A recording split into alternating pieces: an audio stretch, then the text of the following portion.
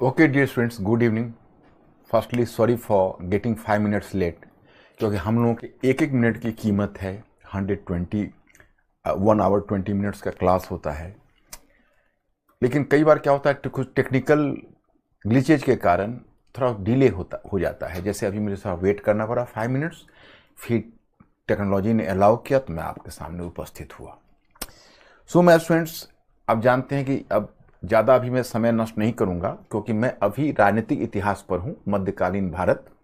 और मैंने आपको बताया कि पार्ट थर्ड, नॉट मध्यकालीन भारत, पार्ट थर्ड में हम राजनीतिक पार्ट में राजनीतिक विस्तार वाले पार्ट को कर रहे हैं। कल जहां छोड़ा तो वहां से आगे बढ़ेंगे, लेकिन जैसा कि आप जानते हैं कि मैं हमेशा 5 क्वेश्चंस देता हूं। आज मैं आपके सामने 5 क्वेश्चन दे रहा और उम्मीद कर रहा कि आप लोग 5 के 5 करेंगे। चलिए फास्ट हो जाइए। क्वेश्चन फर्स्ट, निम्नलिखित में कौन अफगान राजवंश से संबंधित है? एक खलजी वंश, दो लोदी वंश, थर्ड सैयद वंश और चौथा सूर्यवंश। तो इसमें से आपसे पूछा जा रहा है कि इनमें से कौन अफगान राज्य से संबंधित है, यानी कौन अफगान राजवंश से संबंधित है। Choice A 1 and 4, choice B 2 and 4, choice C 2, 3 and 4, choice D 3 and 4। Which of the following dynasties are associated with Afghan origin? 1 Khalji dynasty, 2 Lodi dynasty, 3rd Shayyad dynasty, 4 Shur dynasty. Choice A 1 and 4, B 2 and 4, C 2, 3 and 4, and D 3 and 4. B 2 and 4. Right. Good. That is the correct answer. Question number 2. Mohammad bin Tughlaq के काल में निम्नलिखित में कौन सा क्षेत्र स्वतंत्र हो गया? Point 1 Bengal, point 2 Madurai, point number 3 Vijayanagar and point 4 Gujarat. So my students, ये चॉइस इज कि during the period of Mohammad bin Tughlaq which of the regions got free, and then you are having the 4 choices, Bengal, Madurai, Vijayanagar, Gujarat, and then you have to answer the question. Choice A केवल 1 और 3, only 1 and 3, B 2, 3 and 4, C 1, 2 and 3, and D 1, 2, 3 and 4। Be fast.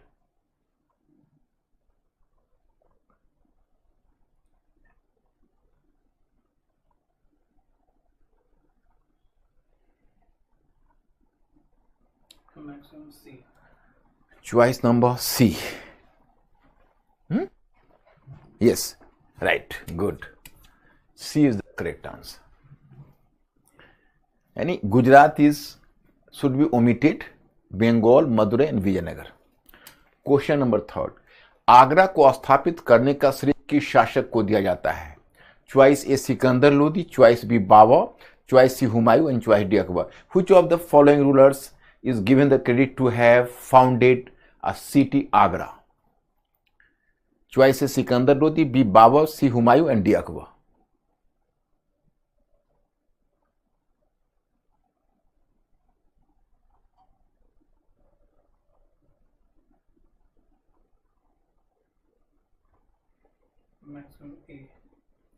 Choice number A, Sikandar Lodi. Yes, that is the correct answer. Question number 4, Humayun ने Iran से लौटने के बाद किस क्षेत्र को जीता था? Humayun conquered which of the following regions after returning from Iran? Point 1 Punjab, point 2 Delhi, point 3 Agra, point 4 Jaunpur. Choice A 1 and 3, B 2, 3 and 4, C 1, 2 and 3, and D 1, 2, 3 and 4।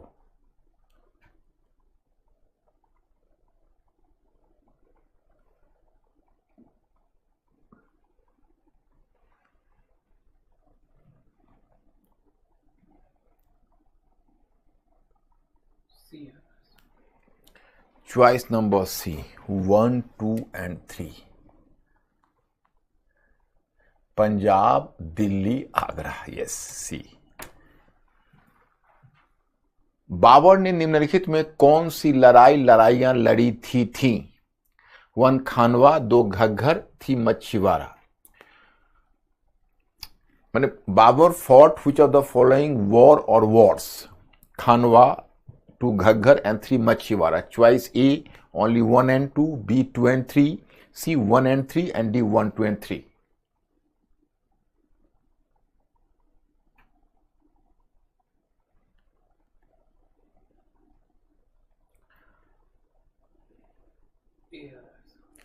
What is the answer? Choice number A is the answer.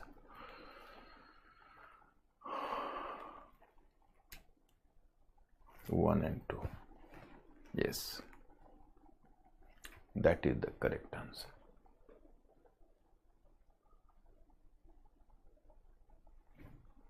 One and two. Yes, that is the correct answer. You people have done well. You have just done the topic 5 out of 5. Topic 5 out of 5. That quite commendable. You have done very well. अब चलिए कल जहां से हमने चर्चा बंद की थी वहीं से आगे बढ़ाते हैं और आपको पूरी कहानी की तरह मुगल काल के लास्ट तक, औरंगजेब के टाइम तक मैं आपको ले चलता हूं। तो हमने आपको बताया था कि कैसे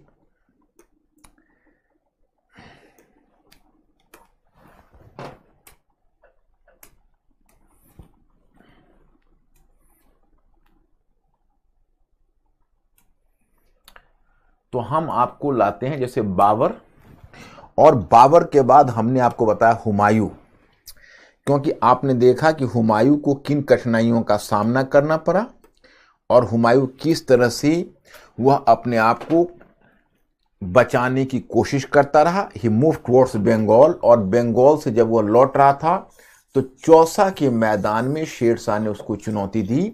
जैसे पहले कहा जाता था कि हुमायूं एक, जैसे जो पुराना इतिहास लेखन है उसमें ऐसा माना जाता था कि हुमायूं एक योग्य शासक नहीं था, इस तरह की धारणा बनी हुई थी। बल्कि कुछ एक जो ट्रेडिशनल हिस्टोरियन थे उनका तो यहां तक कहना था कि वो एक अफीमची था, अफीम के पिनक में होता था, उसे राजकार्य के लिए कम फुर्सत होती थी। लेकिन नवीन इतिहास लेखन यह बताता है कि हुमायूं में काफी योग्यता थी। अब बताइए, आप भारत के इतिहास में नहीं विश्व के इतिहास में भी ऐसे शासक को आप खोजिए जो अपना संपूर्ण साम्राज्य हार गया हो और अपने संपूर्ण एम्पायर को दोबारा जीत गया हो।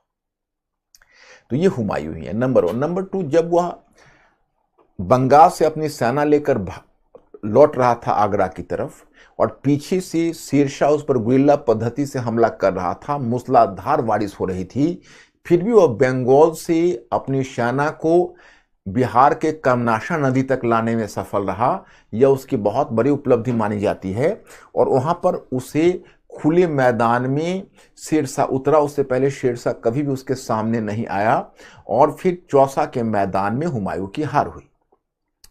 अब हुमायूं अपनी जान बचाने के लिए एक नदी में कूद पड़ा। अब आप ही बताएं कि उस समय नदी इनंडेटेड था, बहुत ही वाटर से, जल से लबालब भरा हुआ था।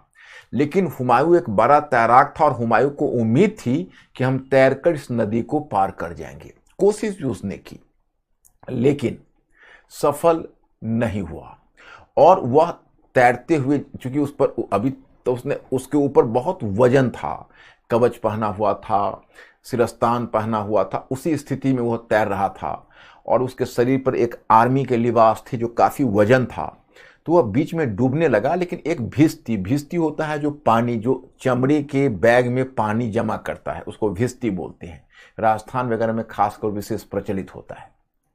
तो जो भिस्ती थी, वह भिस्ती जो विशेष से वाटर के वर्क से जुड़ा होता है और चमड़े का काम करता है। तो वो नाव से जा रहा था, उसने हुमायूं को बचाया डूबने से। हुमायूं बहुत खुश हुआ और हुमायूं ने उसको कहा कि देखो, अभी मैं तुम्हारे लिए क्या कर सकता हूं, क्योंकि अभी तो मैं समय का मारा हुआ हूं, लेकिन अगर मेरी किश्ती पलटी और मैं फिर एक बार स्थापित हुआ आगरा में, तो मैं तुम्हें एक दिन के लिए किंग अवश्य बनाऊंगा। और आपको पता है हुमायूं ने उसको वास्तव में, जब दोबारा वो दिल्ली आगरा को जीता था, तो फिर हुमायूं ने उसको एक दिन के लिए किंग बनाया और उसके सम्मान में चमड़े का सिक्का छापा था। ये हिस्टोरिकल ट्रूथ है, it is not a hearsay. ये कपोल कल्पित ये कहानी नहीं है। यूपी पीसीएस के एग्जाम में प्रश्न पूछा करता था कि कौन सा मुगल बादशाह था जिसने चमड़े के सिक्के चलाए, तो उत्तर होता हुमायूं। फिर हुमायूं अब वहां से लौटकर आगरा आया। कामरान भी अपने 10,000 सैनिक लेकर आया हुआ था काबुल से, और कामरान के पास बैटल हार्डन फोर्सेस थे। हिसार फिरोजा के बेस्ट क्वालिटी ऑफ सोल्जर्स था। अगर कामरान सही मायने में हुमायूं की सहायता करता तो हुमायूं को फिर जो आगे कन्नौज की लड़ाई उसने लड़ी है शेर शाह से, उसमें हुमायूं की स्थिति मजबूत हो जाती। लेकिन कामरान और हुमायूं के बीच मतभेद बना रहा, क्योंकि हुमायूं की सैनिक नेतृत्व पर कामरान को विश्वास नहीं था। कामरान का कहना था कि हम सेना तभी आपको देंगे जब सेना का कमान आप हमारे हाथों में दीजिएगा। और हुमायूं के कामरान के इरादे पर शक था कि अगर सेना का नेतृत्व इसके हाथों में मिले तो पता नहीं शेर शाह की तरफ जाने के बजाय मेरी तरफ ही ना कहीं मुड़ जाइए। बात बनी नहीं। अंत में वो 10,000 सैनिक लेकर वापस लौट गया, और हुमायूं के बाकी जो भाई थे अस्करी और हिंदालू हुमायूं के साथ उतरा, और 1540 में कन्नौज की लड़ाई हुई, और कन्नौज की लड़ाई में हुमायूं हार गया। अब हुमायूं हारने के बाद पहले यहाँ से आगे बढ़ा तो थोड़ा सा वो राजस्थान में रुका। उसे जोधपुर के शासक मालदेव से सहायता मिलने की उम्मीद थी, लेकिन जब मालदेव बाद में उसने महसूस किया कि मालदेव शेर शाह के दबाव में डर गया और हुमायूं की सहायता नहीं की, तब यहाँ से सिंध की तरफ बढ़ा। तो वहीं पर एक लोकल किंग था, उसका नाम था राणा वृषाल। तो सिंध के अमरकोट में जब राणा वृषाल के अतिथि के रूप में वो ठहरा हुआ था, तो वहीं पर अकबर का जन्म 1542 में हुआ अमरकोट में, और हुमायूं ने काफ़ी उसी में खुशियाँ मनाई। उसके बाद हुमायूं के पास चूंकि हिंदुस्तान में कहीं से कोई हेल्प मिलने की उम्मीद नहीं थी, तो वह ईरान के सफावी शासक की ओर बढ़ गया, और सफावी शासक की सहायता लेनी चाहिए। अब देखिए उसका दुर्भाग्य देखिए, जब वह यहाँ से 1542 में जब उसने ईरान के लिए कूच किया, तो काबुल और कांधार में बैठा हुआ कामरान जो उसी रास्ते में था, तो कामरान ने उसके काफिला पर हमला किया।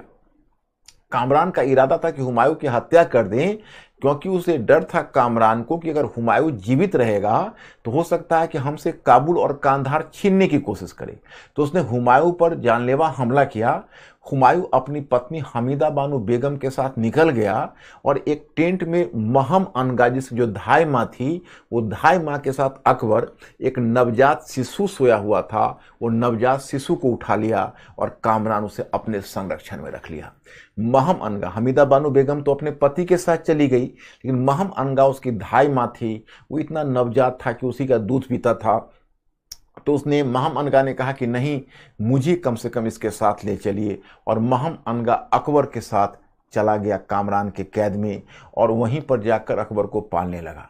क्या चलिए यहाँ से जब हुमायूं पहुंचा, तो हुमायूं ने शाह तहमास प्रथम जो ईरान का शासक था, उसने हुमायूं को मदद देना स्वीकार किया। अब मैं यहाँ पर बताना चाहूँगा कि पहले हुमायूं ने अब काबुल और कांधार जीतने का इरादा बताया, तो कामरान ने उसे काबुल और कांधार जीतने में सहायता करने का वचन दिया। लेकिन अब वहां पर मुद्दा यह था कि भाई आखिर ईरान को इससे क्या फायदा था। आपके मन में एक सवाल खड़ा होगा कि आखिर शाह तहमास, इसको आप जस्ट कहानी की तरह पूरा सुन लीजिए तो आपके दिमाग में एक मुगल साम्राज्य का इमेज बन जाएगा, और फिर आपको आगे और भी सुविधा होगी चीजों को देखने और समझने में, एक नेचुरल इंटरेस्ट जैसा आ जाएगा।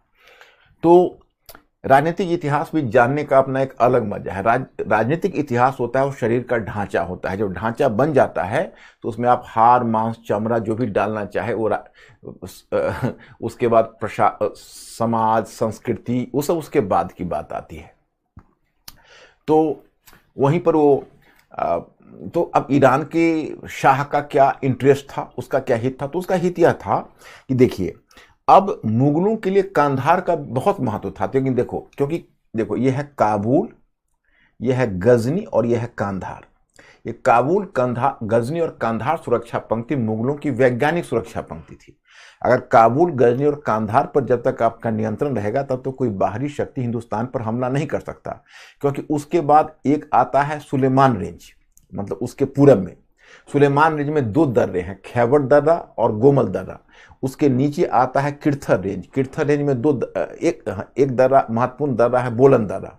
तो कोई भी आक्रमणकारी खैबर दर्रा या बोलन दर्रा से तभी घुस सकता है जब वो पहले काबुल, गजनी, कांधार सुरक्षा पंक्ति को पार करेगा। तो मुगलों के लिए उसका वो वैज्ञानिक सुरक्षा पंक्ति थी।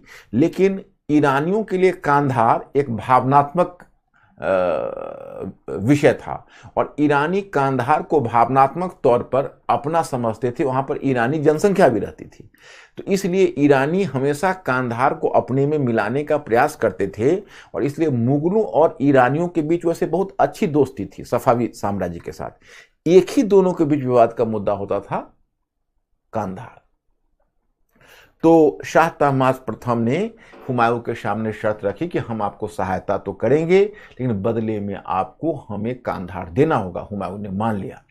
तो 1545 में, मतलब उस वहां ईरान में आने के बाद 3 वर्ष के अंदर ही, तब अकबर की उम्र मात्र 3 वर्ष की थी, हुमायूं ने कांधार का घेरा डाला और वहां पर सफवी शासक ने उसको सहायता में सेना दी और उसने कांधार का घेरा डाला। कांधार का जब वो घेरा डाला तो हुमायूं के जो तोपची थे वो कांधार को घेर कर खड़ा हुआ।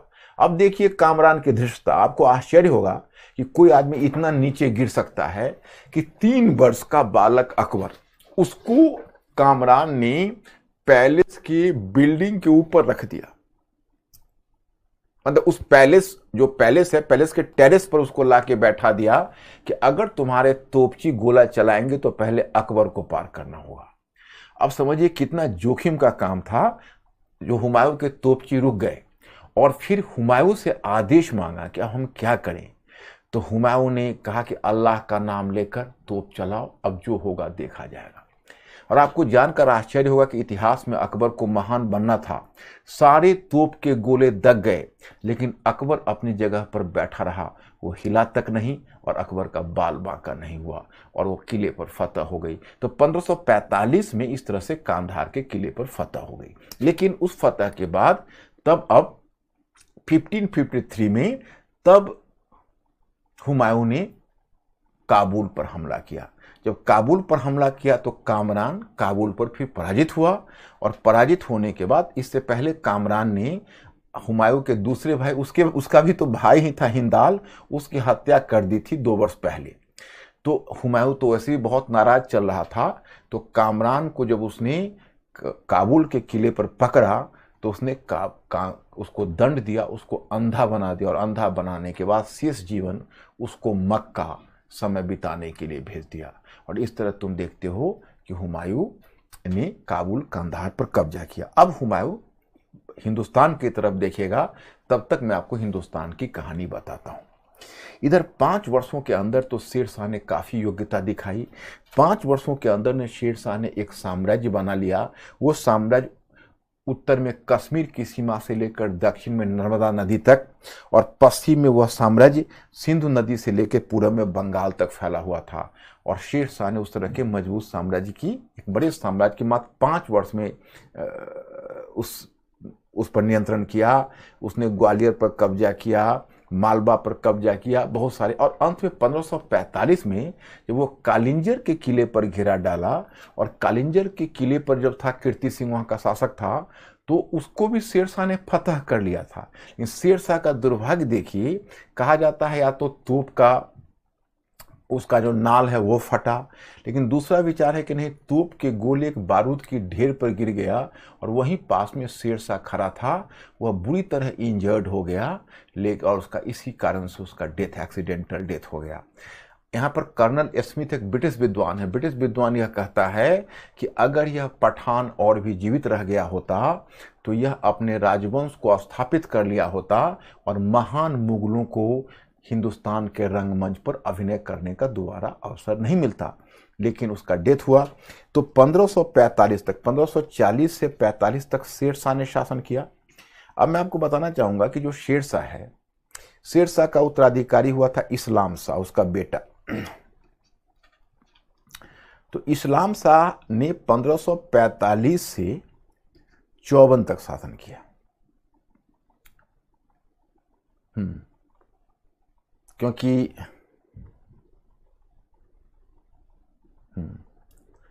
1545 से 54 तक शासन किया। जो इस्लाम का शासन था, इस्लाम शाह ने किसी तरह अपने शेर शाह के साम्राज्य की एकता को बनाए रखा था। हालांकि शेर शाह की योग्यता तो उसमें नहीं थी, लेकिन उसके समय तक जो विघटनकारी तत्व है वो प्रबल नहीं हुआ था। लेकिन उसका जब डेथ हुआ तो उसके डेथ के बाद उसका जो उत्तराधिकारी हुआ वह फिरोज हुआ। और जो उसका बेटा था। लेकिन फिरोज जब गद्दी पर बैठा, और दिल्ली और आगरा यही है, तो फिरोज को मारकर उसका चाचा मुबारिज खान ने अपने को आदिल शाह सूर के नाम से शासक घोषित कर दिया। आदिल शाह सूर। अब इतना याद रखने की जरूरत नहीं, छोटी छोटी चीज, जस्ट मैं इंटरेस्ट के लिए आपको बता रहा हूं, इसको एंजॉय करो। तो आदिल शाह सूर ने दिल्ली आगरा पर कब्जा कर लिया। तब तक क्या हुआ कि चूंकि अफगानों में तो आप जानते हो कि बड़ी समस्या रही थी, वो भी बहलुल लोदी के समय से ही एकता की, क्योंकि अफगानों में कहीं ना कहीं तुम देखोगे जनजातीय परंपरा थी, समानता का अभाव प्रबल था। तो जो शासक का पद था वो प्रायः कमजोर हो जाता था और अमीर प्रायः बहुत महत्वाकांक्षी हो जाते थे। तो उसी में पंजाब का महत्वाकांक्षी गवर्नर था जिसका नाम था सिकंदर शाह सूर। तो सिकंदर शाह सूर पंजाब में स्वतंत्र हो गया। सिकंदर शाह सूर पंजाब में स्वतंत्र हो गया। इधर आदिल शाह सूर दिल्ली और आगरा में बैठा हुआ था। तभी क्या हुआ, एक और महत्वाकांक्षी अफगान सरदार का उद्भव हुआ, और वह महत्वाकांक्षी अफगान अमीर का नाम था इब्राहिम शाह सूर। तो इब्राहिम शाह सूर आदिल शाह सूर को दिल्ली और आगरा से खदेड़ दिया, और दिल्ली और आगरा पर सॉरी, इब्राहिम शाह सूर का कब्जा दिल्ली और आगरा पर हो गया। इब्राहिम शाह सूर और आदिल शाह सूर अब वहां से हटकर जाकर जौनपुर में, आदिल शाह सूर जौनपुर में स्थापित हो गया, और क्योंकि उसको दिल्ली और आगरा से खदेड़ दिया गया तो आदिल शाह सूर जौनपुर में स्थापित हो गया। तो इसका मतलब है कि 1555 तक अब जो सूर साम्राज्य है वो 3 पार्ट में बढ़ चुका था। पंजाब में सिकंदर शाह सूर, दिल्ली और आगरा में इब्राहिम शाह सूर, और जौनपुर में आदिल शाह सूर। अब देखिए उधर से हुमायूं का कमबैक हुआ। हुमायूं सबसे पहले पंजाब पर नॉक किया, और पंजाब का जो स्वतंत्र शासक था सिकंदर शाह सूर, उससे उसका युद्ध हुआ मच्छीवाड़ा का युद्ध। मच्छीवाड़ा का युद्ध हुआ। मच्छीवाड़ा के युद्ध में उसने सिकंदर शाह सूर को पराजित करके, और तब वह 1555 में हुमायूं ने पंजाब पर कब्जा कर लिया। अब पंजाब पर कब्जा करके हुमायूं दिल्ली और आगरा की तरफ देखा, और फिर दिल्ली आगरा पर वो चढ़ा। वहां पर इब्राहिम शाह सूर था। इब्राहिम शाह सूर को पराजित करके नवंबर 1555 में हुमायूं ने दिल्ली और आगरा पर कब्जा कर लिया। बताइए कोई अयोग्य शासक ऐसा कर सकता है? आप ही सोचिए, जिसने अपना पूरा क्षेत्र गंवा दिया हो और फिर दोबारा जीतता हुआ आ रहा है। क्या जज्बा था उसमें जीतने का, जरा आप कल्पना करिए कि कितना जज्बा के साथ उसने फिर दिल्ली और आगरा पर कब्जा कर लिया। और दिल्ली और आगरा पर जीतने के बाद, अब देखिए, जब मैं खुद क्लास 10th 11th में था तो I have to share something with you. मैंने पाठ्य पुस्तक में पढ़ी थी उस समय कि हुमायूं ने दिल्ली और आगरा पर कब्जा कर लिया 1555 में, और फिर सुना कि पानीपत का जो सेकेंड बैटल है उसमें अफगानों से अकबर का बैटल हुआ, क्योंकि हुमायूं का डेथ जनवरी 1526 में हो गया था, सॉरी 1556 में, क्योंकि नवंबर में तो बेचारा दिल्ली और आगरा को जीता, और पुराना किला जो पहले वो दीन पनाह था वहीं पर शेर शाह ने बनवाया था। तो पुराना किला कहीं पैलेस था, उसमें उसने अपनी लाइब्रेरी बनवाई हुई थी, अभी भी है। वही लाइब्रेरी की सीढ़ी से वह उतर रहा था, तो लाइब्रेरी की सीढ़ी से उतरते हुए उसी सीढ़ी से वह गिर गया, और सीढ़ी से गिरकर उसका डेथ हो गया। मतलब वो घायल हो गया और कुछ समय के बाद उसका डेथ हो गया, पैर स्लिप कर गया। एक छोटी सी घटना देखो तो लेन पूल एक ब्रिटिश हिस्टोरियन है, उसने कहा कि वह जीवन भर ठोकर खाता रहा और अंत में ठोकर खाने से ही उसकी मृत्यु हुई। तो इस तरह हुमायूं समाप्त हो गया। अब मेरे मन में जिज्ञासा होती थी, मैं जब स्वयं बचपन क्लास में था, कि चलो हुमायूं तो ऑलरेडी दिल्ली और आगरा को जीत लिया, तो आगे जो अकबर, चूंकि जनवरी में हुमायूं का डेथ हुआ, उस समय अकबर पंजाब का गवर्नर था। पंजाब का गवर्नर था, बताइए, उसमें उसकी उम्र 13 वर्ष की थी। पहला उसको ऑफिशियल पद 9 ईयर के एज में मिला था, गजनी का गवर्नर बनाया गया था, और 13 में वो पंजाब का गवर्नर था, 12 में ही बल्कि। और बैरम खां को हुमायूं ने उसका संरक्षक बनाया था, क्योंकि वो भी बच्चा था, और बैरम खां उसका व्यक्तिगत वकील भी था। तो बैरम खान के संरक्षण में अकबर था, और फिर बैरम खान ने ही तुरंत पंजाब में एक ईंट का राज सिंहासन बना के तुरंत उसका वहां पर कालानौर में सिंहासनारोहण किया, और तब आके उसको आगरा की गद्दी पर स्थापित कर दिया। अब देखिए वही समय है कि अब मेरे मन में जिज्ञासा होती थी कि भाई जिसको हेमू हेमू हम सुनते हैं वो आया कहाँ से और पानीपत का सेकंड बैटल कैसे हुआ। तो इसलिए एक्चुअली हेमू उस समय जौनपुर में आदिल शाह सुर का प्रधानमंत्री था। वो रेवाड़ी का बनिया था, 27 युद्ध अपने जीवन में किए थे और एक भी युद्ध नहीं हारा था। इसलिए उसको आदिल शाह सुर कहा करता था, ने उसको विक्रमजीत की उपाधि दी थी। विक्रमादित्य जिसको बोलते हैं, हेमू विक्रमादित्य बोला जाता है। और बैरम खान ने दिल्ली की सुरक्षा के लिए तरदी बेग को रखा था और स्वयं आगरा में था, और हेमू जौनपुर से चढ़ा और उसने दिल्ली को जीत लिया। और दिल्ली को जीता तो तरदी बेग दिल्ली से भागा और भागकर उसने बैरम खान को सूचना दी। बैरम खान इतना अपसेट हुआ कि उसने तरदी बेग की हत्या कर दी। लेकिन तभी हेमू आगरा पर चढ़ा और बैरम खान भी आगरा को नहीं बचा सका और आगरा पर भी कब्जा कर लिया। तो कुछ समय के लिए मुगल फिर चले आए सड़क पर, और उस समय बैरम खान अकबर को लेकर पंजाब की तरफ पलायन कर गया, क्योंकि पंजाब पर तो अभी भी मुगलों का नियंत्रण था। और फिर पंजाब से तैयार होकर अकबर के साथ बैरम खान इधर बढ़ा उत्तर भारत की तरफ, और इधर से हेमू अपना आर्मी लेकर बढ़ा। तो पानीपत के मैदान में उन दोनों की टकराहट हुई। अब बताइए हेमू ने कितना अच्छा सेनापति होकर हेमू ने कितना टैक्टिकल मिस्टेक किया। Even you will be surprise to know that कि हेमू ने अपने तोपखाना विभाग आर्टिलरी को एडवांस में भेज दिया था, जबकि तोपखाना अपनी सुरक्षा खुद नहीं कर सकता, उसकी सुरक्षा आर्मी करती है। तो उसमें आर्मी को साथ होना चाहिए, तोपखाना को एडवांस में भेज दिया। परिणाम हुआ कि बैरम खान बिना लड़े हुए उससे तोपखाना पहले ही छीन लिया था। तो हेमू का तो तोपखाना प्रयोग में हुआ ही नहीं। और फिर आपने सुना होगा, फिर भी बहादुरी से लड़ रहा था और हाथी पर बैठा हुआ था, एक तीर उसकी आंखों में लग गई और घायल होकर गिर गया। और फिर बैरम खान ने उसकी हत्या कर दी और पूरा का पूरा युद्ध का पलड़ा बिगड़ गया। और इस तरह से अकबर की जीत हुई और अकबर शासक बन ही चुका था। तो अब आप इसके बाद अकबर का एरा देखोगे। और अकबर ने एक बड़े साम्राज्य की स्थापना की है। 1556 से लेकर और 60 तक वह बैरम खान के संरक्षण में रहा है। और जिस समय अकबर बैरम खान के संरक्षण में रहा है, उस समय अकबर ने 3 क्षेत्रों को जीता है, अजमेर, ग्वालियर और जौनपुर। ये 3 क्षेत्र को अकबर ने 1556 और 1560 के बीच जीता है। फिर अकबर 1561-62 में, 1561-62 में 1561-62 में अकबर, जब बैरम खान का विद्रोह हुआ। बैरम खान का विद्रोह की वजह थी, बैरम खान बहुत ज़्यादा महत्वाकांक्षी हो गया था और अकबर की बहुत सारी शक्तियां उसने अपने हाथों में ले ली थी। तो अकबर ने फिर अंत में बैरम खान के अगेंस्ट में विद्रोह किया और विद्रोह करके बैरम खान से आज़ाद हुआ। बैरम खान को उसने मक्का भेज दिया था, लेकिन रास्ते में किसी अफगान ने उसकी हत्या कर दी। तो इस तरह से वो फ्री हुआ। उसको 1561 से 62 यानी 1560 से 62 के बीच वो अपनी धायमा महम अनगा के प्रभाव में था।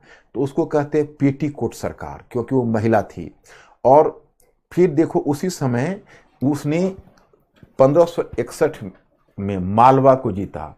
मालवा को जीतने के लिए उसने महम अनगा के बेटे अधम खान को भेजा था, लेकिन अधम खान ने इतनी उदंडता की, वहाँ के शासक बाज बहादुर, उसकी पत्नी, बाज बहादुर तो खुद युद्ध हार के भाग गया, उसकी पत्नी जो रूपमती थी, रूपमती ने को उसने पकड़ लिया और उसे अब जबरन अपने हरम में ले जाना चाहा। तो रूपमती ने आत्महत्या कर ली। और वो बहुत बड़ी गायिका थी, बाज बहादुर रूपमती दोनों बहुत बड़े गायक थे। और अंत में क्या हुआ कि जब ये सूचना मालवा के लोगों को मिली तो उन्होंने विद्रोह कर दिया। 1562 में दोबारा फिर मालवा को जीतना पड़ा, लेकिन अकबर ने अधम खान को दंडित किया। आपने मूवी में भी देखा होगा। और महम अनगा को अधम खान बहुत उदंड और अनुशासनहीन भी हो गया था, तो अकबर ने उसको मरवा डाला था। तो उसी के गम में 1 साल के बाद महम अनगा का भी डेथ हो गया। उसके बाद अकबर के विजय की प्रक्रिया शुरू हुई। 1562 में अकबर ने मेड़ता विजय की। तो मेड़ता विजय में उसने जो राजपूतों की वीरता देखी, उसके बाद उसको राजपूतों के प्रति थोड़ी सी श्रद्धा उत्पन्न हुई, थोड़ी इज्जत आई मन में। और उसने पहली बार मेड़ता विजय के समय यह आदेश जारी किया कि युद्ध बंदियों को जबरन दास न बनाया जाए। फिर 1562 में उस समय जो अम्बेर के शासक थे राजा भारमल, वो अजमेर के मुगल गवर्नर के व्यवहार से तंग आकर, और तब वो आए थे अकबर के दरबार में उसके विरुद्ध शिकायत करने, तो अकबर उनकी वीरता से काफ़ी, राजपूतों की वीरता से काफ़ी प्रभावित हुआ था। जैसे हुआ था, सतीश चंद्र लिखते हैं कि अकबर के दरबार में एक हाथी था, वो पागल हो गया था और वो दरबार में घुस गया था पागल हाथी, और वो इधर उधर हाथी दौड़ने लगा था। तो जितने भी अमीर थे वो सभी डर गए थे और सभी अपनी जान बचा के इधर उधर भाग रहे थे। उस समय जो उनके साथ जो राजपूत योद्धा आए थे वो बहादुरी के साथ डटे हुए थे। इस बात से अकबर इतना प्रभावित हुआ कि अकबर ने राजपूतों के साथ मित्रता करने का निर्णय लिया और फिर भारमल की बेटी हरखा भाई का निकाह अकबर के साथ हुआ, उसका विवाह। और फिर वही जो हरखा बाई है वो भारमल की बेटी थी, और भारमल का बेटा भगवान दास अकबर की सेवा में गया, एक अधिकारी का, बड़े अधिकारी का पद मिला। और वही भारमल का बेटा था मानसिंह, जो अकबर का एक महत्वपूर्ण मनसबदार बना, और उसको 7,000 जात और 7,000 रैंक, सवार रैंक जो मैं बताऊंगा उसका, उसे मनसबदारी मिली थी। तो इस तरह से उसने राजपूत। उसके बाद क्या हुआ कि फिर आगे आप देखोगे तो 1562 में उसने मेड़ता से उसका ये हुआ। तो फिर 1567 में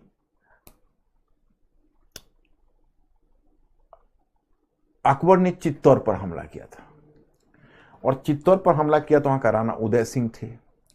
तो राणा उदय सिंह महाराणा प्रताप के पिता, तो डायरेक्ट युद्ध में तो नहीं उतरे, वो खुद जंगलों में पीछे छिप गए, और हरिहर और जो जयमल और पत्ता उनकी तरफ से चित्तौड़ के किले पर कमान संभाला।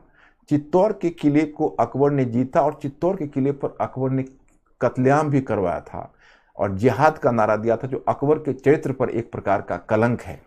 तो यह एक तरह से चित्तौड़ पर, और चित्तौड़ पर जब अकबर का हमला हुआ तो उसके बाद बाकी छोटे छोटे राजपूत राज्य डर गए। तो उसी में साउंड ठीक है ना? हाँ। तो बाकी जो राजपूत राज्य हैं वो राजपूत राज्य डर गए, और डरने के बाद फिर उन्हीं राजपूत राज्यों ने धीरे धीरे अकबर के सामने समर्पण करना शुरू कर दिया। 1569 में रणथंभौर ने समर्पण कर दिया, फिर जोधपुर बीकानेर ने समर्पण कर दिया। वो तो अच्छे खासे राजपूत राज्य अकबर के अधीन आ गए। अब अकबर ने 1572 में उसने गुजरात को जीता, और गुजरात का शासक था शाह हुसैन मिर्जा, वो पराजित हुआ, और 1573 तक अकबर ने गुजरात पर कब्जा कर लिया। उसके बाद फिर अकबर 1574-76 में उसने बंगाल से बिहार को जीता। बंगाल और बिहार को 1576 तक उसने जीता। वहां मानसिंह को उसने गवर्नर बनाकर भेजा था। और फिर 1580-81 में अकबर के विरुद्ध एक बड़ा विद्रोह हुआ। क्यों विद्रोह हुआ? तो कुछ ऐसे अमीर थे, अकबर ने जो प्रशासनिक केंद्रीयकरण करना चाहा था, तो कुछ जो नोबूस या अमीर थे, वह नोबूस और अमीर ने इस पर विद्रोह किया था। और उसके साथ उलेमा भी थे, क्योंकि आप जानते हो कि अकबर ने उदार धार्मिक नीति अपनाई। उसने जजिया तीर्थयात्रा कर और जजिया कर को 1563 और 64 में हटा दिया था, और फिर उसने आगे चलकर उसने इबादत खाना भी अन्य धर्मावलंबियों के लिए खोल दिया था और धार्मिक उदारता की नीति अपनाई थी। इसी पर जो उलेमा लोग हैं वो नाराज थे और अकबर के विरुद्ध उन्होंने विद्रोह किया था। 1579 में अकबर ने महजरनामा भी जारी किया था, तो उलेमाओं के असंतोष का कारण था। और अकबर का एक सौतेला भाई था, उसका नाम था मिर्जा हाकिम, और वह काबुल का गवर्नर था। उसको उन्होंने एक तरह से बादशाह घोषित कर दिया, और मिर्जा हाकिम आगरा में सिंहासन लेने के लिए बढ़ा। लेकिन अकबर ने उसका रास्ता रोकने के लिए भगवान दास और मानसिंह को भेजा, और फिर उसने खुद पीछा किया अपने भाई मिर्जा हाकिम को। मिर्जा हाकिम जान बचाकर भाग गया। उस समय तो काबुल पर उसने कब्जा नहीं किया, लेकिन 1585 में जब मिर्जा हाकिम का डेथ हुआ तो अकबर ने काबुल पर भी कब्जा कर लिया। तो 1585 तक अकबर का कब्जा काबुल पर भी हो गया। फिर 1586 में अकबर ने यूसुफ शाह को पराजित करके कश्मीर को जीता 1586 में, और 1590-91 में उसने सिंध को जीता, और 1592 में उसने एक तरफ बलूचिस्तान को जीता और दूसरी तरफ उसने ओडिशा को जीता 1592 में। फिर 95 तक एक दिलचस्प चीज यह है कि अकबर अब दक्षिण की तरफ देखने लगा। वैसे मैं एक बात अकबर के बारे में बताऊं कि मैंने अब तक आपको उत्तर पश्चिम में 3 साम्राज्यों की बात की है, आपको याद होगा। एक साम्राज्य हमने उज्बेक साम्राज्य की बात की है, दूसरा हमने सफावी साम्राज्य और मुगल, अब तो मुगल साम्राज्य भी आ चुका है हिंदुस्तान में। पहले तो छोटे छोटे मुगल राजकुमार मध्य एशिया में थे। तो उसी में जो उज्बेक शासक था उसका नाम था, उस समय जो अकबर का समकालीन था उसका नाम था अब्दुल्ला खान उज्बेक। वो बहुत उदंड और बहुत एग्रेसिव था। तो वह हिंदू कुश, जैसे मध्य एशिया में जो भी छोटे छोटे राजपूत राज्य थे उनको उसने जीत लिया, सॉरी छोटे छोटे जो मुगल राज्य थे उसको उन्होंने जीत लिया था। और उसको जीतने के बाद तब अब्दुल्ला खान उज्बेक वहां से हिंदू कुश पार करके दक्षिण की तरफ बढ़ गया।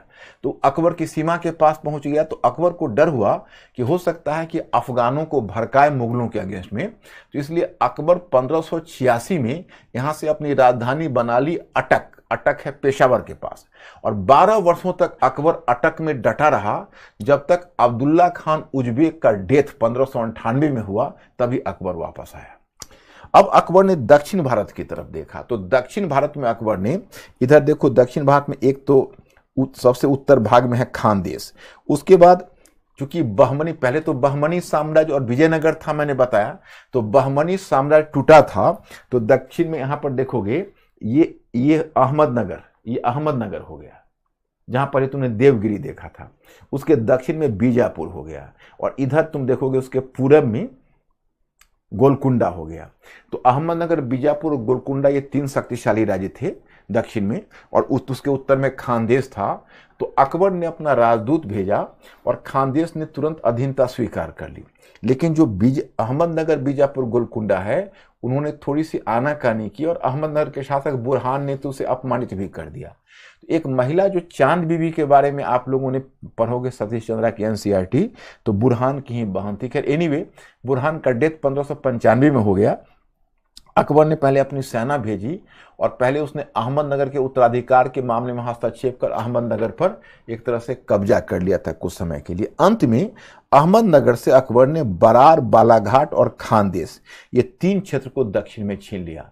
और फिर अकबर का ध्यान अब बरार और बालाघाट का क्षेत्र छीन लिया अहमदनगर से।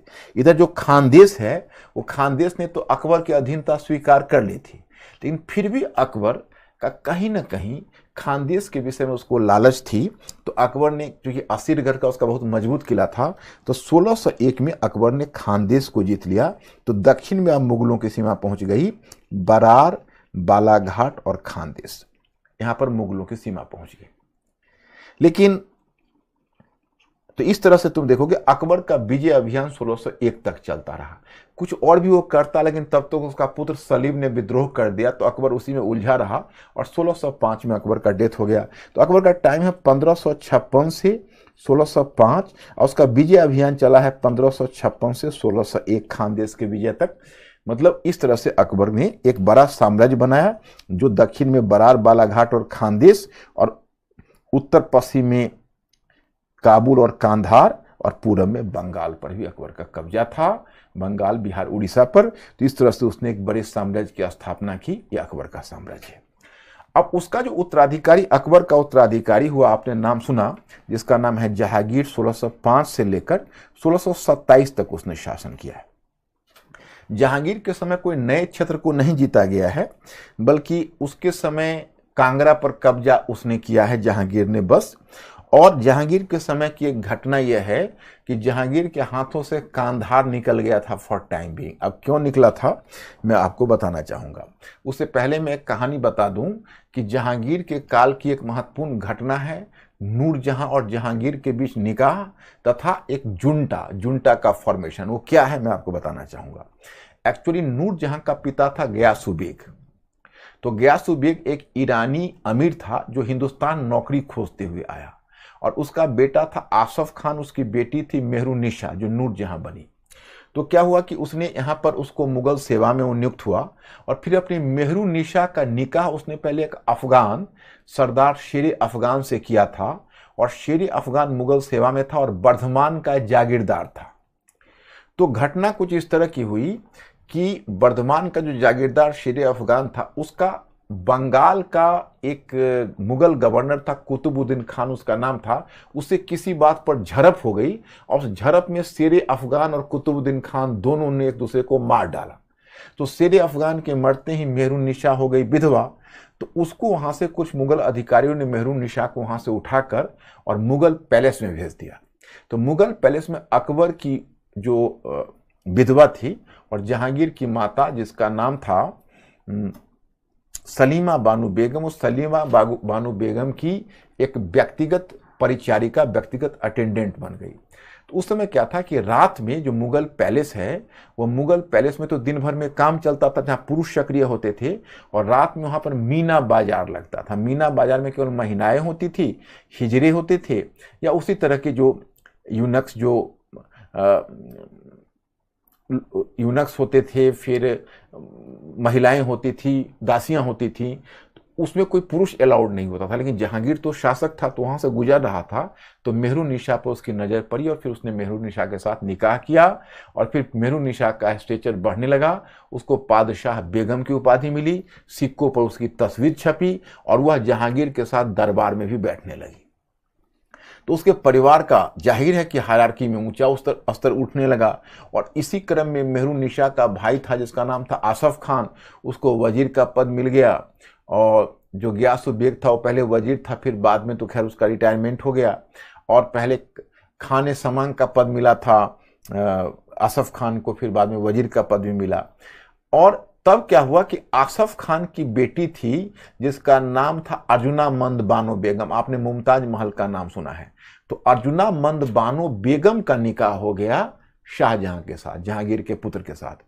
तो गयासुफ बेग, जिसको कहते एतमादुद्दौला की उपाधि उसको जहांगीर ने गयासुफ बेग को दी थी। अब तो उसका फादर इन लॉ था वो एतमादुद्दौला, नूरजहां, आसफ खान और शाहजहां, इन चारों की एक चौकड़ी की अवधारणा है, जुंटा की अवधारणा है, जो जहांगीर के निर्णयों को प्रभावित करता था। हालांकि विवादास्पद मुद्दा है, इससे कोई खास लेना देना नहीं है।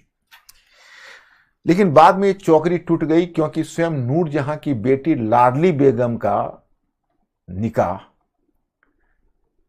जहांगीर के दूसरे पुत्र शहरयार के साथ हो गया। तो अब शाहजहां पर से ध्यान हट गया और शाहजहां और नूरजहां के बीच मतभेद हो गया।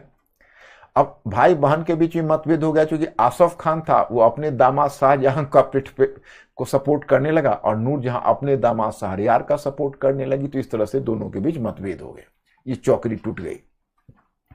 अब इधर क्या हुआ कि शाहजहां इसी बीच जो उधर अफगान शासक था, जिस अफगान शासक का नाम था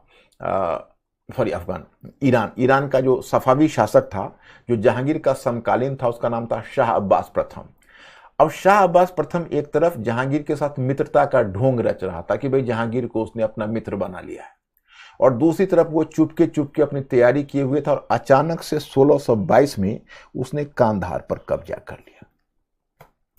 जब कांधार पर उसने कब्जा कर लिया तो जहांगीर के पैर तलो जमीन खिसक गई, चूंकि जहांगीर तैयार नहीं था कांधार पर फिर ये करने के लिए। लेकिन फिर भी उसने मन मारकर जहांगीर रहा।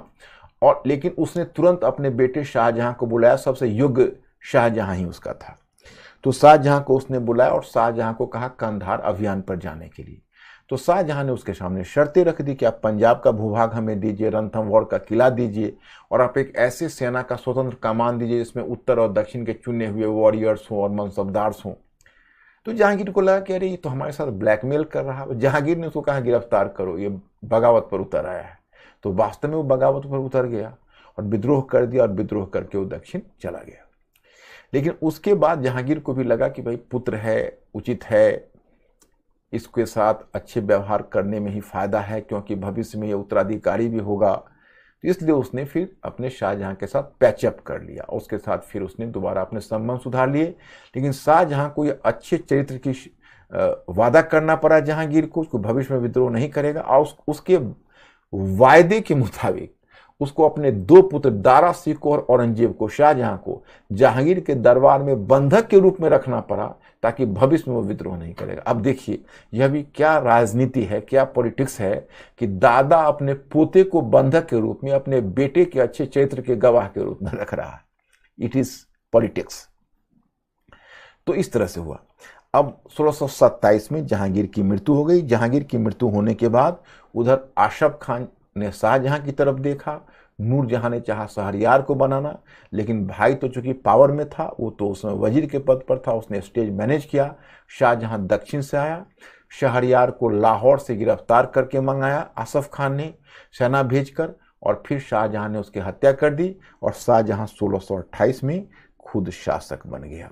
तो 1628 से लेकर 58 तक शाहजहां का काल है।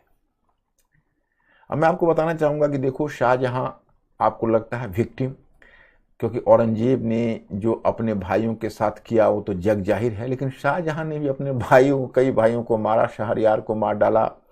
फिर उसका एक भाई था खुसरो, वो जेल में उसको जहांगीर ने कैद किया हुआ था, अपने विद्रोही बेटा को, तो फिर खुसरो को मार डाला था। वो सब की अपनी एक अलग कहानी है। अब सत्ता में आने के बाद शाहजहां के समय एक दो विद्रोह हुआ था। एक दो विद्रोह में एक विद्रोह हुआ था, वो एक जुझार सिंह बुंदेला का विद्रोह हुआ था। एक्चुअली जुझार सिंह बुंदेला बीर सिंह बुंदेला का पुत्र था, मैं आपको बताऊं। और बीर सिंह बुंदेला जहांगीर का बहुत खास आदमी था। यही तुम समझो कि जहांगीर ने जब विद्रोह किया था अकबर के अगेंस्ट में, तो अबुल फजल गया था अकबर और जहांगीर के बीच मध्यस्थता करने। जब जहांगीर से मिलने वो दक्षिण जा रहा था, तो जहांगीर इस मध्यस्थता से गुस्सा खा गया और उसने बीर सिंह बुंदेला को कहा, तो बीर सिंह बुंदेला ने 1602 में अबुल फजल की हत्या कर दी। अकबर इस बात से बहुत शॉक्ड हुआ था, लेकिन बीर सिंह बुंदेला यह काम का अंजाम देकर वो, अब समझ सकते हो, बुंदेलखंड के जंगलों में गुम हो गया। उसको अकबर पकड़ ही नहीं पाया। उसी का बेटा था जुझार सिंह बुंदेला।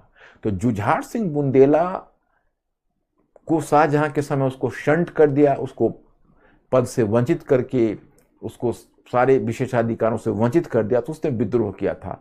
शाहजहां ने उस विद्रोह का उग्र दमन किया था। ओरछा, उसकी राजधानी को लूटा था। उसने औरंगजेब को उस मिशन पर भेजा था। कुछ मंदिर वंदिर तोड़ने की घटना भी हुई थी। फिर 1631 में अहमदनगर का मुगल गवर्नर था। वो अहमदनगर के मुगल गवर्नर का नाम था खाने जहां लोदी। तो खाने जहां लोदी ने विद्रोह किया। तो वहां भी शाहजहां ने खाने जहां लोदी के विद्रोह को 1631 में दबा दिया। अब आपको आश्चर्य होगा कि, सॉरी, नॉट अहमदनगर, गलत हो गया। यहां पर मैंने आपको बताया था कि दक्षिण में मुगलों का 3 क्षेत्र था, बरार, बालाघाट और खानदेश। तो ये तीनों को मिलाकर एक गवर्नर का पद बनता था, सूबेदार उसको बोलते थे, सूबेदार का पद। तो बरार, बालाघाट और खानदेश जो मुगल प्रांत, एक मुगल सूबा उसको बना दिया गया था। वहां पर सूबेदार की नियुक्ति हुई थी, जो एक अफगान था, खाने जहां लोदी। अब खाने जहां लोदी वहीं पर पास में अहमदनगर का राज्य था। उसके शासक मुर्तजा निजाम शाह से मिल गया और शाहजहां के क्षेत्र पर ही धावा बोलना शुरू किया। इसके आगे उसने विद्रोह कर दिया। शाहजहां ने गुस्सा खाकर पहले तो खाने जहां लोदी को मौत के घाट उतार दिया। उसके बाद शाहजहां ने निर्णय लिया कि भाई अब अहमदनगर का नामो निशान मिटा दिया जाए। सॉरी। तो उसने, शाहजहां ने 1633 में अहमदनगर को जीत लिया। अब मैं स्टूडेंट्स, अगर आप सल्तनत काल से तुलना करोगे तो शाहजहां मुगल सत्ता को अहमदनगर तक ला दिया। जिस तरह आप याद करो, अलाउद्दीन खिलजी का बेटा था जिसका नाम था मुबारक शाह खिलजी, उसने पहली बार देवगिरी को जीतकर दक्षिण की तरफ विस्तार किया था। उसी प्रकार से शाहजहां ने अहमदनगर को जीत लिया। और अहमदनगर को जीतने के बाद उसने बीजापुर और गोलकुंडा को भी चेतावनी दी कि आप लोग हमारे साथ या तो संधि में बंध जाओ, नहीं तो आपका भी वही अंजाम होगा। तो बीजापुर, गोलकुंडा को लेकर शाहजहां ने 1636 में एक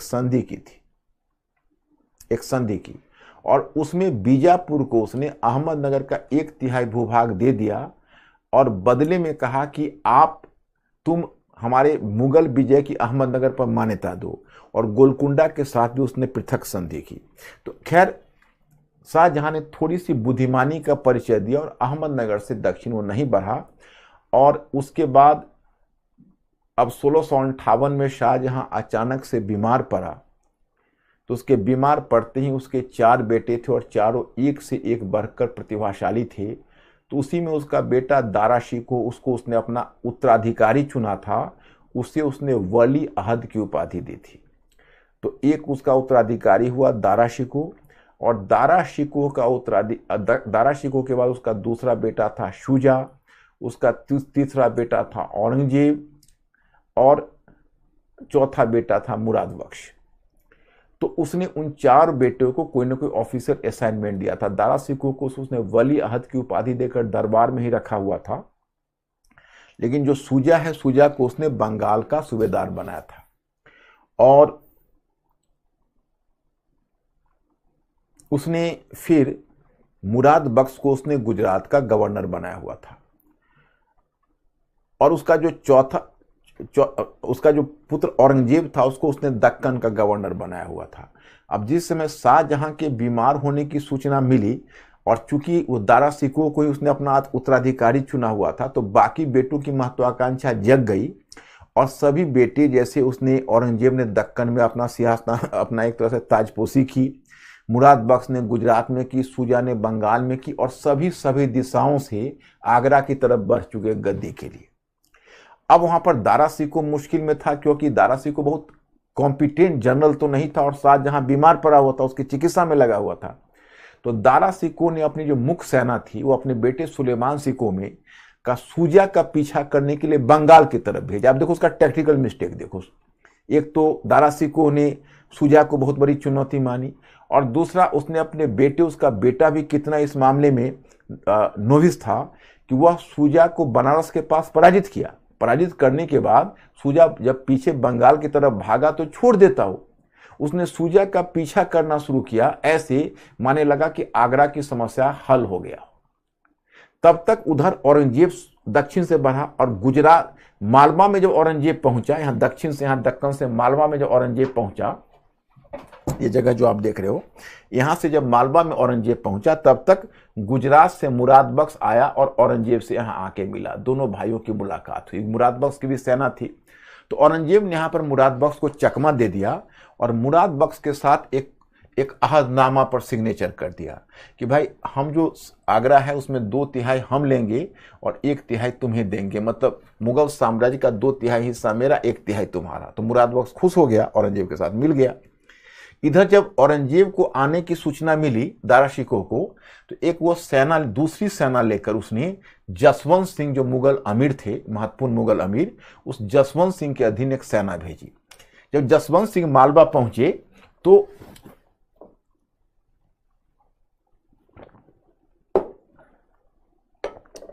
तो उन्होंने देखा कि अरे दक्षिण में तो अब बड़ी बुरी स्थिति, अब यहां पर मुराद बख्श और औरंगजेब दोनों मिला हुआ, उसकी सूचना उन्हें नहीं थी।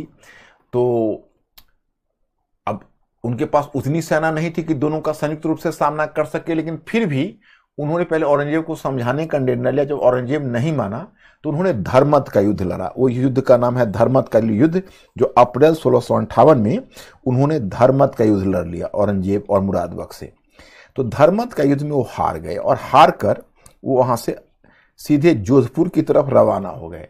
लेकिन उनकी रानी ने अपने पैलेस का दरवाजा बंद कर लिया कि भगोरे के लिए जगह नहीं है, तो फिर वो आगरा पहुंचे। तब तक दारा शिकोह घबरा गया।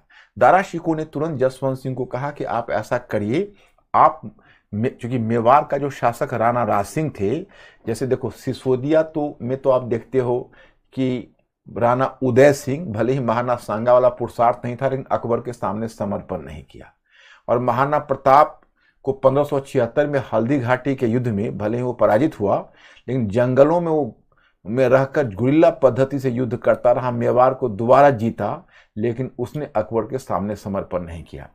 उसका बेटा अमर सिंह भी लगभग 20 वर्षों तक संघर्ष करता रहा। 1597 में महाराणा प्रताप का डेथ हो गया, तो उसका बेटा अमर सिंह भी लगभग 20 वर्षों तक संघर्ष करता रहा। अंत में उसका बेटा अमर सिंह 1613 में, जो शाहजादा खुर्रम, शाहजहां का नाम था, तो शाहजादा खुर्रम ने उसको घुटने टिकवा दिए थे, तब उसने फिर मुगलों के साथ समझौता कर लिया। लेकिन अमर सिंह ने उस समय जहांगीर शासक था, और उसी ने शाहजहां को अभियान पर भेजा था। 1613 में मेवाड़ ने समर्पण किया था। तो एक्चुअली होता क्या था, जो राजपूत राज समर्पण कर देते थे उसको मुगल अपनी सेवा में ले लेते थे, और उन्हें एक मनसबदार, एक अधिकारी, में बताऊंगा प्रशासन में, उसका पद दे दिया जाता था। तो अमर सिंह ने व्यक्तिगत तौर पर रिक्वेस्ट किया था जहांगीर से कि आप ऐसा है कि आप मतलब हमें अपनी व्यक्तिगत सेवा से मुक्त कर दीजिएगा। तो जहांगीर ने उसको व्यक्तिगत सेवा से मुक्त कर दिया था। बदले में राणा कर्ण सिंह, उसका बेटा, को 5000 मनसबदार का पद मिला था, जात रैंक का और सवार।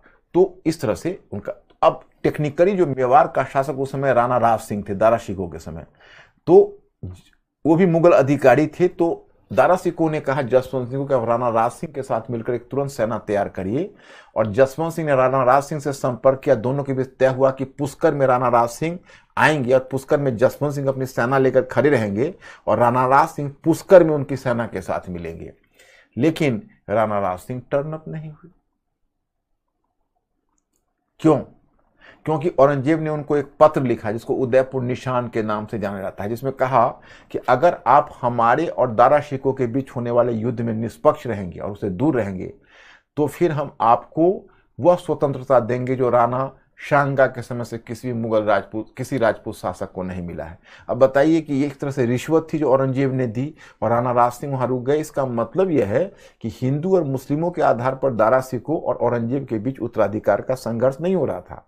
वो तो बाद में औरंगजेब ने आकर अपने कैरियर के सेकेंड हाफ में आकर विशेष रूप से धार्मिक कट्टरता की नीति, हालांकि अपने धार्मिक रूप से वो रूढ़िवादी अपने विचारों में जरूर था, लेकिन उतना जो उग्र कट्टरता आप देखते हो वो आगे चलकर डेवलप हुआ है।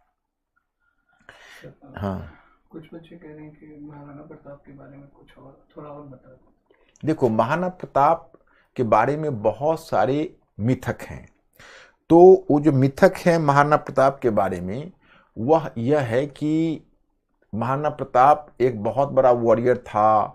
महाराणा प्रताप, लेकिन यहाँ पर देखो, महाराणा प्रताप एक बहुत जुझारू व्यक्तित्व और एक वॉरियर था, लेकिन अकबर से उसकी हैसियत बहुत छोटी थी। खासकर महाराणा सांगा और बाबर के बीच का जो फासला था वो अकबर और महाराणा प्रताप के समय मिट चुका था। हल्दी घाटी के मैदान में जब उतरा था महाराणा प्रताप, उस समय महाराणा प्रताप की सेना अकबर की सेना से बहुत कम थी।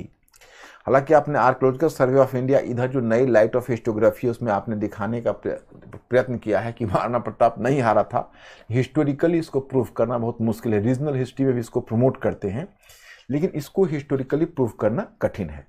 तो हल्दी घाटी में महाराणा प्रताप हार गया था। हारने के बाद वो समर्पण नहीं किया, वो जंगल में जाके और गुरिल्ला पद्धति से, गुरिल्ला टैक्टिक्स से, जैसे देखो गुरिल्ला टैक्टिक्स कहा जाता है मराठों और शिवाजी को, लेकिन सही मायने में कहिए तो गुरिल्ला पद्धति का जनक महाराणा प्रताप को माना जाना चाहिए और माना जाता है। सतीश चंद्र ने उसी को माना है। तो इसके बाद महाराणा प्रताप जंगल में संघर्ष करता रहा। बाद में अकबर ने अपना अभियान दल भी नहीं भेजा और महाराणा प्रताप 1 बाय 1 अपने क्षेत्र को जीतता रहा और चित्तौड़ को छोड़कर बाकी मेवाड़ के बाकी क्षेत्रों को जीत लिया। लेकिन 1697 में एक धनुष की प्रत्यंचा चढ़ा रहा था, उसी में धनुष का जो लोहे का भाग है उसके पेट में लग गया और कोई ऐसी अंदरूनी चोट उसको लग गई जिस चोट के कारण उसका डेथ हो गया 1697 में। अब तब उसका उत्तराधिकारी अमर सिंह है। 20 वर्षों तक संघर्ष किया, लेकिन बाकी कहानी मैं आपको बता ही चुका हूं। ओके, तो इससे ज्यादा जानने की आवश्यकता नहीं है। अब इसके बाद अब देखते हो कि ये युद्ध में अंत में क्या हुआ कि दारा शिकोह फिर सामूगढ़ के बैटल में हार गया, उसको राजधानी छोड़ना पड़ा। अंत में देवराई के युद्ध में पूरी तरह से दारा शिकोह हार गया और दारा शिकोह एक जान बचाने के लिए एक अफगान योद्धा था जिसका नाम था मलिक जीवन, उसके यहाँ जाकर दारा शिकोह ने शरण ली। लेकिन वह मलिक जीवन जिसको दारा शिकोह ने कभी रक्षा की थी, वही धोखा दे गया और औरंगजेब को सामने उसको समर्पित कर दिया। और औरंगजेब ने उसको, दारा शिकोह को पहले बूढ़ी हथनी पर घुमाया और फिर उसका गला काट दिया, उन्हें फांसी दे दी, मृत्युदंड दे दिया। और आपको ये जानकर दुखद आश्चर्य होगा कि अपने बाप को उसने आगरा के किले में कैद किया, शाहजहां को, मुसम्मन बुर्ज में, और मुसम्मन बुर्ज में उसने शाहजहां के सामने दारा शिकोह की गर्दन थाली में सजाकर और भिजवाया। मैंने आप सुन के आपके रोंगटे खड़े हो जाएंगे कि भाई ऐसा भी कोई अपने पिता और अपने भाई के प्रति ऐसा भी व्यवहार कर सकता है। औरंगजेब में वो मध्य एशियाई क्रूरता थी जो अधिकतर आप देखते हो कि मंगोलों में, और इस तरह की क्रूरता उसी परंपरा मुगलों को मिली थी, और कहीं ना कहीं मध्य एशियाई, सेंट्रल एशियन क्रूरल्टी थी जो इस तरह की बात शाहजहां और दारा शिकोह के साथ हुआ। एनीवे, उस बाद अब दोबारा उसने अपना सिंहासनारोहण किया और जो औरंगजेब का काल है वो काल है 1659 से 1659 से लेकर 1707 तक। अब देखो, इसी बीच क्या हुआ कि शाहजहां के समय ही एक मराठा शक्ति का उद्भव हुआ था। और मराठा पहले एक जमींदार थे, देशमुख थे, और देशमुख में ही एक शाहजी थे, जो शाहजी शाहजहां के समय शक्ति अर्जित की और पहले पूना में और दूसरी कर्नाटक में उसने अपनी जागीर बनाई। आगे उसने पूना की जागीर अपने बेटे शिवाजी को दी। शिवाजी बहुत एडवेंचरर था, उसने दक्षिण के राज्य और मुगल राज्य के बीच संघर्ष से फायदा उठाकर अपनी स्थिति मजबूत की और धीरे धीरे अपनी मजबूत स्थिति में वह अंत में पहले बीजापुरी क्षेत्र को जीता, फिर मुगल क्षेत्र को जीता और उसने उत्तर पश्चिम में एक बड़े भूभाग पर कब्जा कर लिया। जब औरंगजेब शिवाजी के बढ़ती हुई शक्ति से परेशान हो गया तो उसने पहले शाइस्ता खान को भेजा शिवाजी को दबाने के लिए, परंतु शाइस्ता खान विफल होकर लौट गया था। तब औरंगजेब ने मिर्जा राजा जय सिंह को भेजा 1765 में, और मिर्जा राजा जय सिंह ने अंत में शिवाजी को फॉर टाइम बिंग रायगढ़ के किले पर जब घेरा डाला तो शिवाजी को घुटने टेकने के लिए मजबूर किया और फिर उसके साथ शिवाजी के साथ समझौता किया मिर्जा राजा जय सिंह ने। और फिर तय हुआ कि मुगल मदद से शिवाजी बीजापुरी भूभाग को जीतेगा और शिवाजी के 35 किलो में से 23 किले मुगलों ने ले लिए थे। बदले में उसको बीजापुरी भूभाग दिया गया था जो मुगल सहायता से जीतना था। शिवाजी ने उस भूभाग को जीतना चाहा, जब सफलता नहीं मिली तो उसने मिर्जा राजा जय सिंह को कहा कि आप हमें और भी सहायता दीजिए। तो मिर्जा राजा जय सिंह ने कहा कि ऐसा है कि अब आपको सहायता ज़्यादा लेनी हो तो आप आगरा चले जाइए। जब वो आगरा आया वहाँ औरंगजेब से मिलने तो उसका यथोचित सम्मान नहीं मिला। उसको 5000 मनसबदार की श्रेणी में बैठाया गया और वो अपने आप को मनसबदार या मुगल अधिकारी नहीं समझता था। तो इसी पर वो दरबार में खड़े होकर और उसने अपने सिंह गर्जना की। इस पर उसको, हालांकि औरंगजेब उस समय दरबार में नहीं था, लेकिन उसको गिरफ्तार कर लिया गया। तो गिरफ्तार किया गया और वह भी एक तरह से बंदी में ही था। तो उसने वहां पर एक यज्ञ करने की मांग की और वही यज्ञ के बहाने जो मिठाइयां बट रही थी उसी में एक मिठाई के डब्बे में बैठ के खुद निकल गया वो। और इस तरह से जब औरंगजेब की पकड़ से निकलकर दक्षिण में अपना विजय अभियान जारी रखा और औरंगजेब दक्कन खुद नहीं पहुंच सका, क्योंकि औरंगजेब चंद तरह की समस्याओं में उलझा रहा। 1666 तक जब तक शाहजहां जीवित था तब तक औरंगजेब राजधानी नहीं छोड़ सकता था। 1666 में जब शाहजहां की मृत्यु हुई तब तक जाट विद्रोह शुरू हो गया। 1667 में गोकुल जाट और 1685 में राजा राम जाट का विद्रोह। उस विद्रोह को दबाया तब तक अफगान विद्रोह शुरू हो गया। अफगान विद्रोह को दबाया तब तक सतनामी विद्रोह शुरू हो गया। सतनामी के बाद राजपूत विद्रोह उधर जोधपुर के दुर्गादास राठौड़ से उसका संघर्ष शुरू हो गया औरंगजेब का। तो औरंगजेब उत्तर की समस्या में उलझा रहा। तब तक शिवाजी ने इसका फायदा उठाकर 1674 में उसने बड़े धूमधाम से अपना राज्याभिषेक किया। पहले शिवाजी एक जमींदार था, अब जो 1674 में रायगढ़ में उसने अपना सिंहासनारोहण किया तो वो एक राजा बन गया। और फिर शिवाजी ने इधर कर्नाटक क्षेत्र को भी जीता 1679 तक। तो शिवाजी ने अपना राज्य यहाँ महाराष्ट्र क्षेत्र में और कर्नाटक क्षेत्र में बना लिया।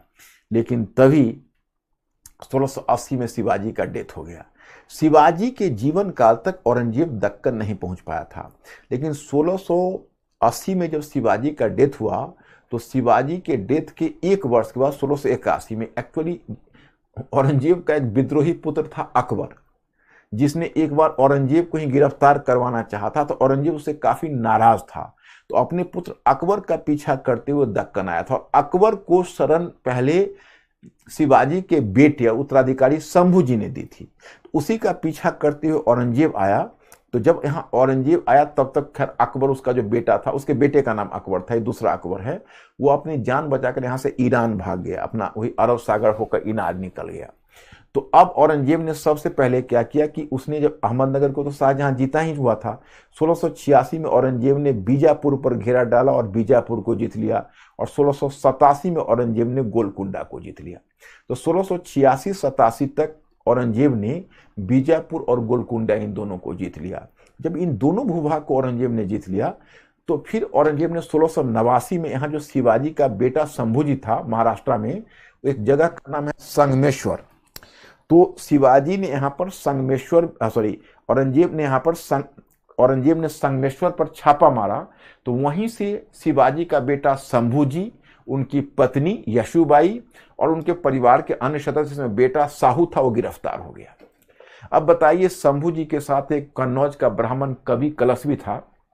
अब देखिए, अब औरंगजेब की अदूरदर्शिता वहीं से शुरू हुई। अदूरदर्शिता का मतलब यह हुआ कि जैसे आपको याद है कि जब अहमदनगर को शाहजहां ने जीता था, तो शाहजहां ने बीजापुर और गोलकुंडा के साथ संधि करके अहमदनगर पर अपनी विजय को मान्यता दे दी थी, मान्यता दिलवा दी थी।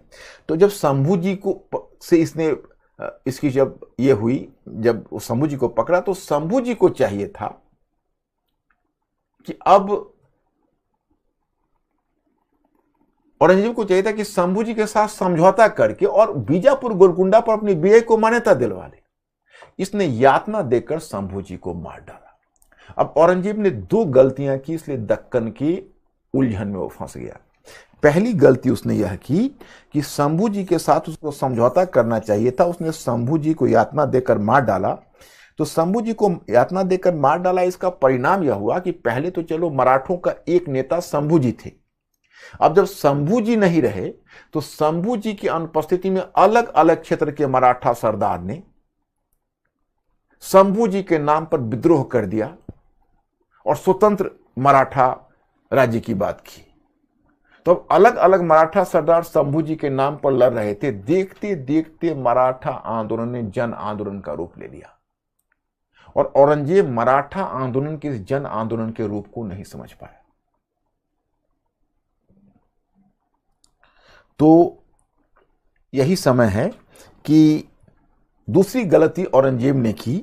वह गलती यह की कि औरंगजेब ने यहां दक्कन में, मतलब उसने जैसे अगर बीजापुर गोलकुंडा को जीतने के बाद अपने सीमा का विस्तार नहीं करना चाहिए था, लेकिन उसको उसके कुछ अमीरों ने सुझाव दिया कि हमें सुदूर दक्षिण तक विस्तार करना है और सुदूर दक्षिण तक विस्तार करते हमको कृष्णा नदी पार करके कन्याकुमारी तक पहुंचना है।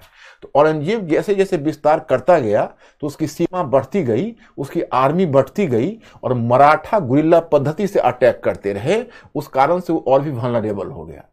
अब मुगल अमीर ऐसे उलझ गए वहां कि उसका कोई अब समाधान नहीं नजर आ रहा था। मुगल अमीर थक गए, सुबह में एक किले को जीतते थे, शाम तक मराठा दोबारा उस पर कब्जा कर लेते थे। अंत में अब उतने परेशान हो गए कि मराठा को एक विशेष प्रकार का कर चौथ देने लगे कि तुम हमारे क्षेत्र पर आप हमला मत करो, आप बेहतर है आप जाओ और कोई दूसरे मुगल अधिकारी का क्षेत्र दिखाते, आप उनके क्षेत्र पर जाके हमला करो, हमसे पैसे ले लो, हमारे भूभाग पर हमला ना करो।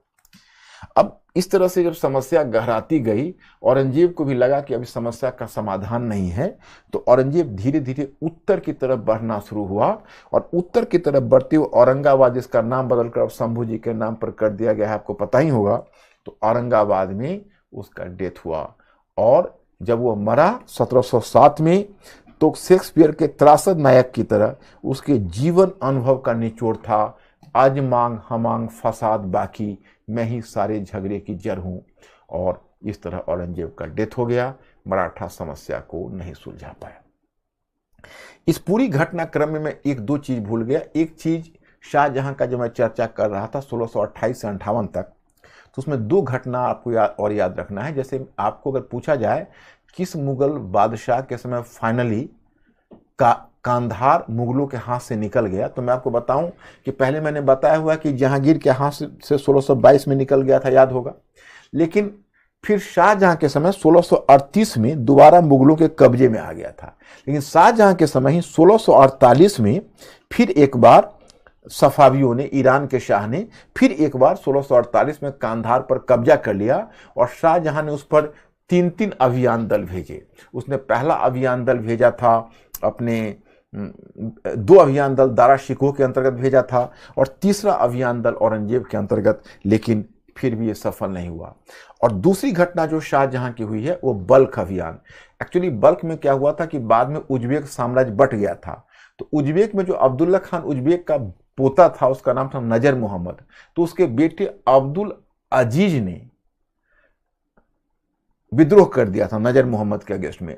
और नजर मोहम्मद से को बल्ख और बुखारा का क्षेत्र मिला था, तो बुखारा अब्दुल अजीज छीन लिया था, तो ही बल्ख बचा हुआ था। तो अब्दुल अजीज ने शाहजहां से सहायता की, गुहार की। तो शाहजहां ने अपने बेटे मुराद बख्श को उस अभियान पर, बल्ख अभियान पर भेजा था, लेकिन मुराद बख्श की गलती से शाहजहां खर्चीले युद्ध में उलझ गया था और उसमें मुगलों का 12 करोड़ पैसे खर्च हुए, मुगल प्रतिष्ठा को भी धक्का लगा। तो यह जो अभियान है 1646 में, वह बल्ख अभियान वो शाहजहां के काल में हुआ था। ये दो घटना याद रखिएगा, अंतिम रूप में कंधार निकला है शाहजहां के हाथ काल में, और फिर बल्ख अभियान शाहजहां के काल में हुआ है। तो मैं समझता हूं कि राजनीतिक इतिहास में मुगलों के बारे में इतना ही जानिए। अब उसके बाद आगे हम आपको प्रशासन करेंगे, फिर अर्थव्यवस्था करेंगे, फिर समाज, और सबसे लास्ट में संस्कृति, जिसमें सल्तनत और मुगल प्रशासन, सल्तनत और मुगल अर्थव्यवस्था, सल्तनत और मुगल समाज, और सल्तनत और मुगल संस्कृति। तो आपका पार्ट 3 इस तरह हो जाएगा। तो आज तो राजनीतिक इतिहास मुझे यहाँ तक कवर करना था। मिस्टर अंकुर, ये बताइए कि मेरे स्टूडेंट का मैंने बहुत समय से खोज खबर नहीं ली है, ये लोग ओके हैं? क्योंकि बहुत सारी बातें मैंने कही है, उतनी बातें आपको याद तो नहीं रहेगी, लेकिन मैंने सोचा कि चलो एक लोमहर्षक कथा के रूप में ही आप सुन लो, तो कम से कम मुगलों के बारे में कहानी तो ज्ञात हो जाएगी कि कौन क्या करे। हो सकता है आपको इसमें इंटरेस्ट जग जाए। तो सतीश चंद्रा का जो एक बुक है, जो NCERT का ही नया बुक छपा है, मध्यकालीन भारत 8वीं सदी से 17वीं सदी, उसको पढ़कर आप लाभान्वित हो सकते हो भविष्य में। तो इस तरह से मैंने इसलिए आपको एक कहानी बताई। तो मिस्टर अंकुर, मेरे स्टूडेंट का क्या हाल है?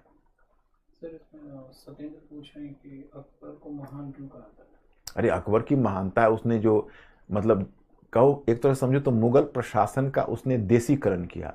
उसने राजपूतों के साथ गैर मुसलमानों के प्रति जितनी उदार नीति अपनाई, मध्यकाल में दुर्लभ था।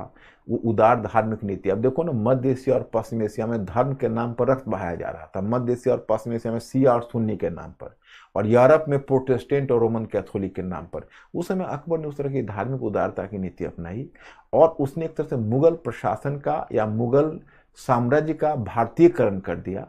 ये अपने आप में बहुत बड़ी उपलब्धि है उसकी। उसका कह रहे हैं कि सर जितना मैटर में लिखा हुआ है उतना ही याद रखना है और कुछ भी करना है।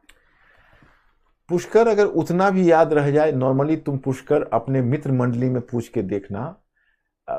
मेरे देखो, मैं क्या कि मैं इस पढ़ाई के मामले में मैं बहुत ही प्रैक्टिकल हूं। मैं कभी आदर्श में नहीं घूमता। मैं जब बच्चों के बीच रहता हूं, हजारों बच्चों के बीच, और डेली हजारों बच्चों से मेरा कन्फ्रंटेशन होता है, मैंने एक चीज महसूस किया है कि लोगों को याद नहीं के बराबर रहता है। तुम लोगों को इतिहास आज की तारीख में जितना जानने लगे होगे, अच्छे अच्छे लोग नहीं जान पा रहे होंगे। तो याद अगर उतना भी तुम रख लो वो भी काफी है। ये तो मैंने कहानी के तौर पर बताई, इतना याद तो आपको रहेगा ही नहीं।